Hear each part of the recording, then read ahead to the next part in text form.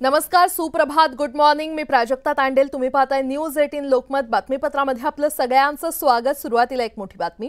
केंद्रीय गृहमंत्री अमित शहा लवकरच मराठवाडा आणि विदर्भ दौऱ्यावर येणार असल्याची माहिती मिळते. सूत्रांनी न्यूज 18 लोकमतला ही माहिती दिली आहे. नागपूर आणि संभाजीनगरमध्ये शहांचा दौरा असणार आहे, तर नागपुरात 23 तारखेला विधानसभा निवडणुकीच्या पार्श्वभूमीवर महत्त्वाची बैठकही होण्याची शक्यता आहे. आगामी विधानसभा निवडणुकीच्या दृष्टीने कोर कमिटीच्या बैठका घेणार असल्याचं कळतंय. आगामी विधानसभेच्या पार्श्वभूमीवर तिकीट मागणाऱ्यांमध्ये आजी-माजी आमदार यांच्यामुळे पक्षाला नुकसान होऊ नये, बंडाळी होऊ नये, तसंच इच्छुक उमेदवारांच्या भावना जाणून घेणार असल्याचं बोललं जातंय. त्यामुळे शहांचा दौरा महत्त्वाचा मानला जातोय.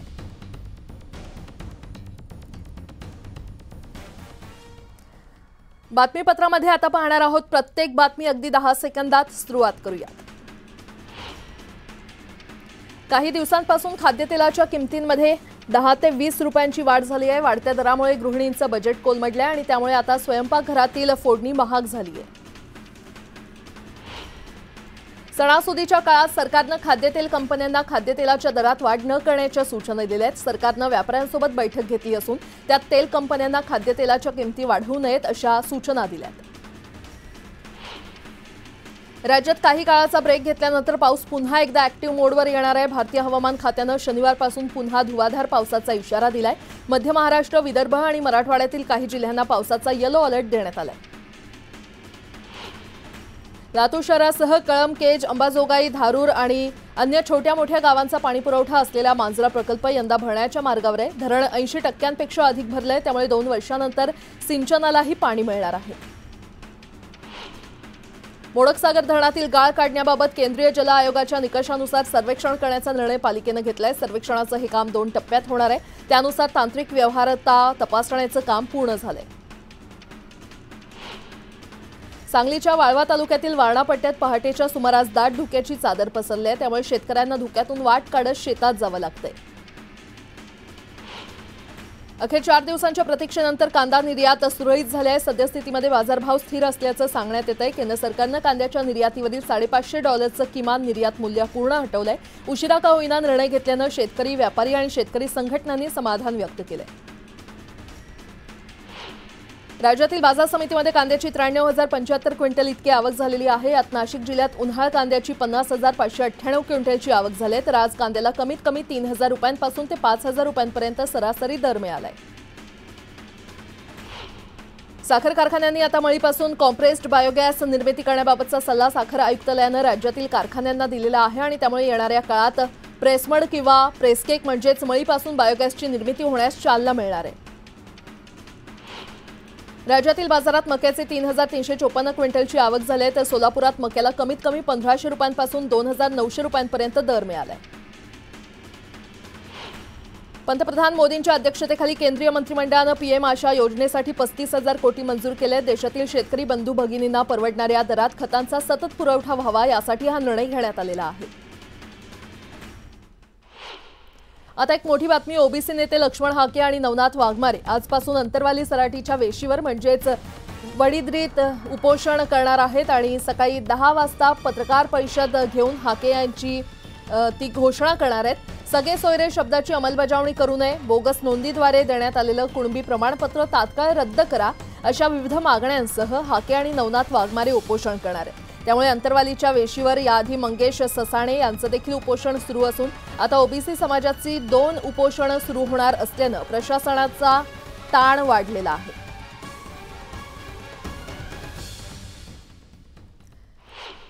मुंबई बंगळुरू मार्गावरील देहू रोड ते किवळे दरम्यान कचऱ्याचे ढीग जागोजागी साचलेत आणि त्यामुळे परिसरात दुर्गंधी पसरली आहे. या कचऱ्यामुळे परिसरात डेंग्यू, मलेरिया आणि चिकनगुनिया सारख्या आजारांनी डोकं वर काढलंय. या कचऱ्याची विल्हेवाट प्रशासनानं लावावी अशी मागणी आता होती.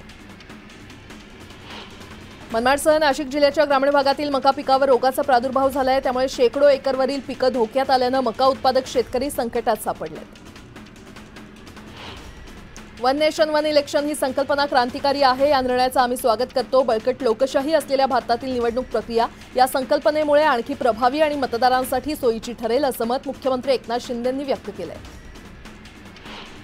मुख्यमंत्री एकनाथ शिंदे यांचा जागतिक कृषी पुरस्काराने गौरव करण्यात आलेला आहे। पर्यावरण रक्षण, शाश्वत विकास आणि हरित महाराष्ट्र यासाठी मुख्यमंत्री एकनाथ शिंदे यांच्या कामाची दखल घेऊन वर्ल्ड ॲग्रिकल्चर फोरम कडून त्यांना जागतिक कृषी पुरस्काराने सन्मानित करण्यात आले। युनेस्कोचं पथक 6 आणि 7 ऑक्टोबर रोजी विजयदुर्ग, सिंधुदुर्ग या किल्ल्याला भेट देणार असल्याची माहिती जिल्हाधिकारी अनिल पाटील यांनी दिली आहे। छत्रपती शिवाजी महाराजांच्या गड किल्ल्यांचा जागतिक वारसा स्थळांमध्ये समावेश करण्याच्या अनुषंगाने ही भेट दिली जाणार आहे। पर्यटकांसाठी एक आनंदाची बातमी। मे महिन्याच्या अखेरीस सुरक्षेसाठी ऐतिहासिक जंजिरा किल्ला पर्यटकांसाठी बंद करण्यात आला होता। आता हा किल्ला 2 ऑक्टोबरपासून पर्यटकांसाठी पुन्हा खुला केला जाणार आहे। मुंबईत ईद निमित्त आयोजित मिरवणुकीत पॅलेस्टाईनचा झेंडा फडकवल्याचं समोर आलंय, त्यामुळे मुंबईमध्ये नेमकं काय सुरू आहे असा प्रश्न उपस्थित होतोय।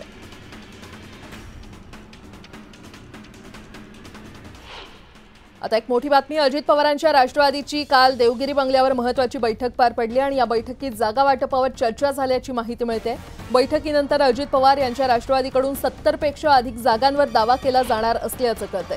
तर आणखी 15 जागांची मागणी अजित पवारांच्या राष्ट्रवादीकडून महायुतीतच केली जाणार असल्याची माहिती सूत्रांनी दिली आहे। यापूर्वी राष्ट्रवादीकडून 80 जागांवर दावा करण्याची तयारी दर्शवली होती। दुसरीकडे विद्यमान आमदारांपैकी कुणाचंही तिकीट कापलं जाणार नाही अशी या बैठकीत हमी देण्यात आल्याचंही कळतंय।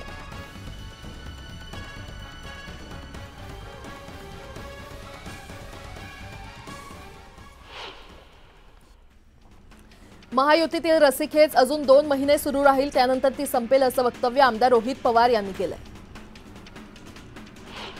महाराष्ट्राची कुलस्वामिनी तुळजाभवानी मातेच्या पलंगाचं जुन्नरहून तुळजापूरकडे प्रस्थान झालं। तळी भंडाराची उधळण करत पारंपरिक वाद्याच्या गजरात देवीचं ठिकठिकाणी स्वागत केलं जातं।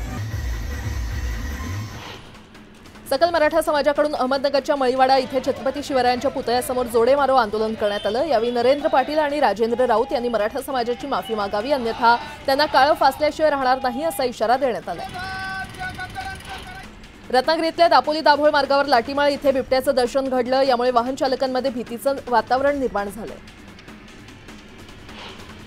पुणे शहरातील गणेश विसर्जन मिरवणूक पाहण्यासाठी वाहतूक कोंडी टाळण्यासाठी लाखो पुणेकरांनी मेट्रोनं प्रवास करण्याला प्राधान्य दिलं। फक्त एकाच दिवसात तब्बल 3.5 लाख प्रवाशांनी एका दिवसात मेट्रोनं प्रवास करत नवीन रेकॉर्ड मोडला।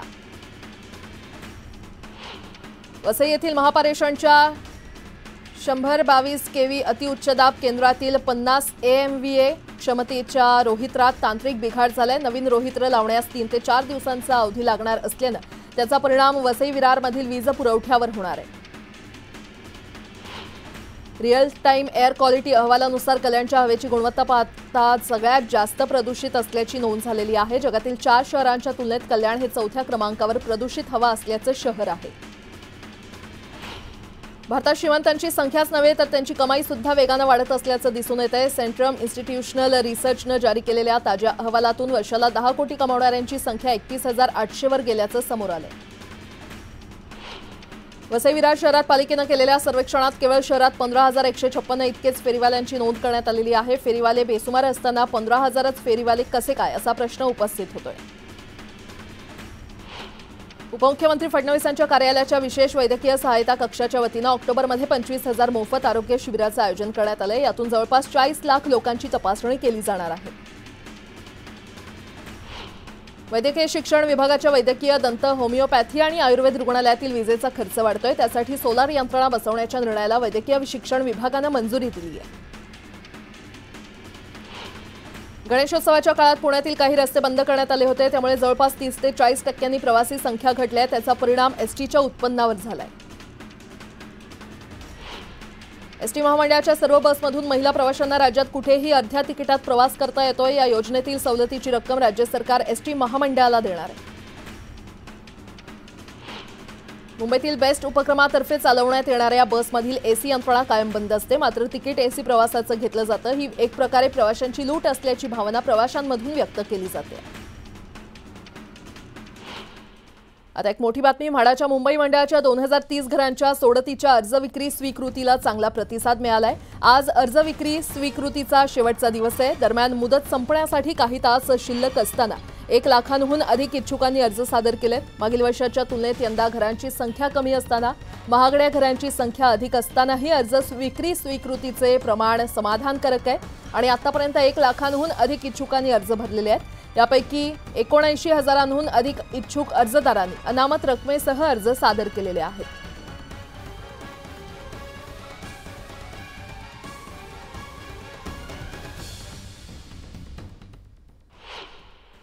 संलग्न झोपडपट्टी पुनर्विकास योजनांबाबत प्राधिकरणाच्या मनमानीला चाप बसलाय। परस्पर योजना राबवून विकासकांना चटई क्षेत्रफळाचा भरमसाठ लाभ मिळवून देण्याच्या प्राधिकरणाच्या मनमानीला आता महापालिकेने चाप लावलाय। अशा योजनांसाठी ना हरकत प्रमाणपत्र देण्याचे सहाय्यक आयुक्तांचे अधिकार काढून घेण्यात आलेत। ते अधिकार आयुक्तांनी स्वतःकडे घेतलेले आहेत। 2 वर्षात ज्येष्ठ नागरिकांसाठी लोकलमध्ये स्वतंत्र डबा उपलब्ध करून दिला जाईल अशी माहिती रेल्वे प्रशासनाने उच्च न्यायालयाला दिलेली आहे। त्यामुळे लोकलने प्रवास करणाऱ्या ज्येष्ठ नागरिकांना दिलासा मिळालाय। जेईई परीक्षेत सर्वाधिक गुण मिळवलेल्या विद्यार्थ्यांची प्रवेशासाठी आयआयटी मुंबईला सर्वाधिक पसंती असल्याचं समोर आलंय। जेईई मधील अव्वल 10 विद्यार्थी आयआयटी मुंबईमध्ये दाखल होणार आहेत। वैद्यकीय आणि दंत अभ्यासक्रमाच्या पहिल्या फेरीतील प्रवेश 5 सप्टेंबर रोजी संपल्यानंतर दुसऱ्या फेरीतील प्रवेशाचं वेळापत्रक वैद्यकीय समुपदेशन समितीने जाहीर केलं आहे। एमबीबीएस बीडीएस अभ्यासक्रमाच्या दुसऱ्या प्रवेश फेरीला 26 सप्टेंबर पासून सुरुवात होणार आहे। राज्यात आयुर्वेद, होमिओपॅथी, युनानी अभ्यासक्रमाच्या पदव्युत्तर अभ्यासक्रमाच्या प्रवेश प्रक्रियेला सुरुवात झाली आहे। विद्यार्थ्यांना 22 सप्टेंबर पर्यंत ऑनलाईन अर्ज नोंदणी करता येणार आहे। पहिली गुणवत्ता यादी 26 सप्टेंबरला जाहीर करण्यात येणार आहे। आयआयटी प्रवेशासाठी घेण्यात येणाऱ्या जेईई परीक्षेतील टॉपर्सची पहिली पसंती आयआयटी मुंबईला असल्याचं स्पष्ट झालंय। जेईई ॲडव्हान्समधील 25 टॉपर्सपैकी 24 जणांनी तर 100 टॉपर्सपैकी 72 जणांनी आयआयटी मुंबईमध्ये प्रवेश निश्चित केले। नोकरीमध्ये लागेनासं झाल्यास तसंच कामातून समाधान मिळत नसल्यास युवा पिढी नोकरी सोडण्याच्या तयारीत आहेत। या कारणावरून 2 वर्षात 47% तरुण नोकरी सोडणार असल्याचं एका पाहणीत समोर आलंय।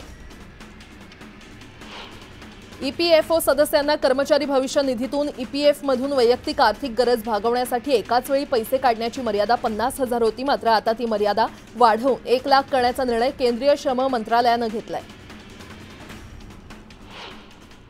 मराठा आंदोलक मनोज जरांगे यांच्या आमरण उपोषणाचा आजचा 3रा दिवस आहे। सगळे सोयरे शब्दाच्या कायद्याची तात्काळ अंमलबजावणी करा या प्रमुख मागणीसाठी जरांगे यांचं 6व्यांदा उपोषण सुरू आहे। 2-4 दिवसात सरकारने आमचा प्रश्न मार्गी लावावा, नाहीतर फडणवीसांचे सगळे गणित फेल करणार आणि मग आमच्या नावाने बोंबलत बसू नका असा इशारा जरांगे यांनी राज्य सरकारला दिलाय। अंबडचे तहसीलदार सोडले तर अद्याप सरकारचा प्रतिनिधी जरांगे यांच्याशी चर्चा करण्यासाठी आलेला नाहीये। पुण्यात गणेशोत्सवाच्या विसर्जन मिरवणुकीमध्ये यंदा गेल्या वर्षीपेक्षा कमी आवाजाची नोंद झाली आहे। गेल्या वर्षी लक्ष्मी रोडवर 101.2 डेसिबल आवाजाची पातळी होती, तर यंदा ती कमी होऊन 94.8 डेसिबल नोंदवली गेली आहे। मात्र डीजेचा दणदणाट त्रासदायकच ठरला असल्याची प्रतिक्रिया पुणेकरांनी दिली आहे। सातारा शहरातील गणेशोत्सव मिरवणुकीदरम्यान जिल्हाधिकाऱ्यांचा आदेशाचा भंग करण्यात आला। बीम लाईट लावल्याप्रकरणी पोलिसांनी कारवाई केली आहे। या प्रकरणी शहर पोलीस ठाण्यात गुन्हे दाखल झाले। गणपती विसर्जनादरम्यान राज्यात विविध घटनांमध्ये 21 जणांचा मृत्यू झालाय। यात उत्तर महाराष्ट्रातील 9, विदर्भातील 7 तर विरारमध्ये एकाचा मृत्यू झालाय। धुळे जिल्ह्यातील चितोड गावात गणपती विसर्जन मिरवणुकीत चालकाचं नियंत्रण सुटल्यानं ट्रॅक्टर गर्दीत शिरला। यावेळी झालेल्या अपघातात 3 बालकांसह एका तरुणीचा मृत्यू झालाय। दरवर्षीप्रमाणे यंदाही लालबागमधील गणेश विसर्जन मिरवणुकीमध्ये चोरट्यांचा सुळसुळाट पाहायला मिळाला। गर्दीचा फायदा घेऊन चोरांनी सोन्याचे मौल्यवान दागिने, मोबाईल चोरल्याच्या घटना घडल्यात। प्राप्त तक्रारीनुसार सुमारे 7 लाखांहून अधिक किमतीचा मुद्देमाल चोरीला गेल्याचं समोर आलंय। यंदा गणेशोत्सवात सुमारे 550 मेट्रिक टन निर्माल्य संकलन करण्यात आलेलं आहे। या निर्माल्यापासून सेंद्रिय खत तयार करण्याची कार्यवाही महानगरपालिकेने सुरू केली आहे। विसर्जनानंतर विविध चौपाट्या आणि समुद्र किनाऱ्यांवर स्वच्छता मोहीम राबवून 363 मेट्रिक टन घनकचरा संकलित करण्यात आलाय। नाशिकमध्ये मूर्ती संकलनात यंदा देखील वाढ झाली आहे। महानगरपालिकेने राबवलेल्या उपक्रमात शहरात 2,05,854 मूर्तींचं संकलन करण्यात आलं। तसंच सुमारे 175 मेट्रिक टन निर्माल्य संकलन करण्यात आल्याचं महापालिकेने म्हटलंय। गेल्या वर्षीच्या तुलनेत मूर्ती संकलनात 5,500हून अधिक वाढ झाली आहे। पुणे महापालिका प्रशासनाने उपलब्ध करून दिलेल्या शहरातील विविध ठिकाणचे हौद, लोखंडी हौद आणि पाण्याच्या टाक्या अशा ठिकाणी सुमारे 5,59,952 इतक्या गणपती मूर्तींचं विसर्जन करण्यात आलं। त्यापैकी 1,76,067 मूर्तींचं संकलन करण्यात आलं। डीजे बंदीचा आदेश गणेशोत्सवापुरता मर्यादित नसून तो सगळ्याच प्रकारच्या सार्वजनिक मिरवणुकांना लागू आहे असं उच्च न्यायालयानं स्पष्ट केलंय। त्यामुळे स्वतंत्र आदेशाची आवश्यकता नाही असं उच्च न्यायालयानं बुधवारी स्पष्ट केलं। गणेशोत्सव संपल्यानंतर पालिकेनं स्वच्छता मोहीम हाती घेतली आहे. संपूर्ण मुंबईतील जाहिरात फलक हटवण्याची ही मोहीम हाती घेण्यात आली आहे. अनंत चतुर्दशीनंतर 24 तासात पालिकेच्या परवाना विभागाकडून 14,000हून अधिक जाहिरात फलक आणि कमानी तसंच झेंडे हटवण्यात आले. गणेशोत्सवाच्या काळात बेकायदा होर्डिंग्जवर काय कारवाई केली याबाबत माहिती देणारं प्रतिज्ञापत्र सादर करण्याचे आदेश देण्यात आलेले आहेत. मुंबई उच्च न्यायालयानं मुंबई महापालिकेला बुधवारी हे निर्देश दिले.